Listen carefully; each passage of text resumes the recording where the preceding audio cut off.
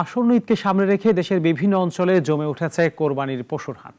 উত্তরের জেলাগুলোর ঐতিহ্যবাহী হাটগুলোতে বাড়ছে ক্রেতা বিক্রেতার ভিড়। কোথাও রয়েছে চাহিদা সরবরাহের ফারাক, আবার কোথাও দাম নিয়ে মিশ্র প্রতিক্রিয়া। প্রতিনিধিদের পাঠানো তথ্য ও ছবিতে আরো জানাচ্ছেন সুলতানা মরিয়ম। ঈদুল আজহার সামনে রেখে জমে উঠেছে মেহেরপুরের গাংনীর ঐতিহ্যবাহী বামন্দি পশু হাট। ২০০ বছরের পুরনো এই হাটের সপ্তাহে ২ দিন কয়েক হাজার পশু কেনাবেচা হয়। হাট জুড়ে চলছে উৎসবের আমেজ। কুরবানি ঈদের আগে এখানে বেড়েছে গরু ছাগলের সরবরাহ। ব্যবসায়ীরা বলছেন এবার গরুর দাম কিছুটা কম। এদিকে প্রতারণা ঠেকাতে সারাক্ষণ নজরদারির কথা জানান হাটের ইজারাদাররা। এখন ঈদের বাজার, গরু বেশি আমদানি হয়েছে, এখন বেচা কিনাটাও ভালো হয়েছে। গরু নিয়েছি দুটা, গরু এখনো বিক্রি হয়নি। গরুর হাটে এসেছি কোরবানির গরু কেনার জন্য।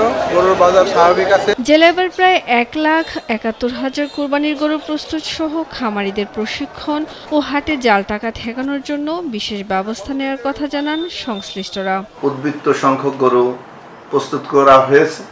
চিটাগাং, ঢাকা, কুমিল্লা, নোয়াখালী বিভিন্ন প্রান্তে আমাদের এই গরু পাঠানো হবে এবং সেখানকার চাহিদা পূরণ হবে। আসন্ন ঈদুল আজহাকে কেন্দ্র করে মেহেরপুর জেলায় দুটি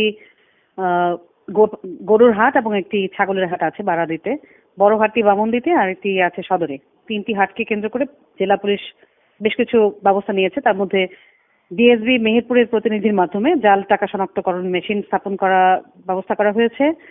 ইজারাদারদের নিজস্ব ব্যবস্থাপনায় যাতে পর্যাপ্ত সংখ্যক স্বেচ্ছাসেবী নিয়োগ করা হয় সেই ব্যবস্থা করার জন্য বলা হয়েছে এবং রাখা হয়েছে।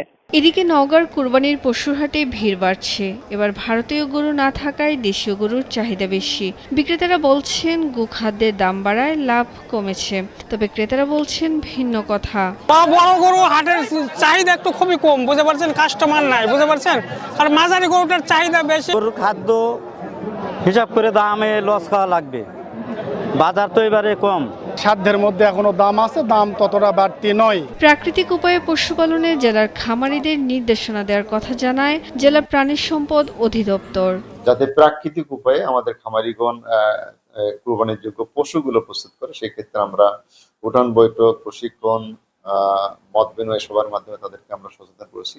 হাটগুলোতে দাম নির্ধারণে তদারকি সহ সীমান্তবর্তী ভারতীয় গরু যেন না আসে সে লক্ষ্যে প্রয়োজনীয় উদ্যোগ নেবে প্রশাসন, এমনটাই প্রত্যাশা সংশ্লিষ্টদের।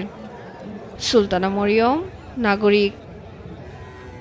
ওয়ালটন আবারও মিলিনিয়ার অফারে ওয়ালটন ফ্রিজ কিনে আপনিও হয়ে যেতে পারেন মিলিয়নিয়ার।